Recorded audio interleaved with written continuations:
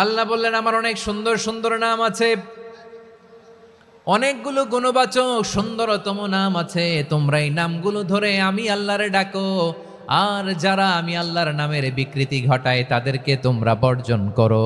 আর তারা দুনিয়াতে যা করেছে আখিরাতের ফল তারা ঠিকই পাবে। সুবহানাল্লাহ বলেন। আল্লাহর অনেক সুন্দর সুন্দর নাম আছে, এগুলো ধরে ডাকতে বলা হয়েছে। আর যারা আল্লাহর নামের বিকৃতি করে তাদেরকে বর্জন করতে বলা হয়েছে। আপনি আল্লাহর নামের জিকির যখন করবেন, আপনি আমার আল্লাহর নামের বিকৃতি করতে পারবেন? নামের বিকৃতি করা যাবে? আপনি যখন জিকির করবেন স্পষ্ট শব্দে আল্লাহর নামটা বোঝা যেতে হবে।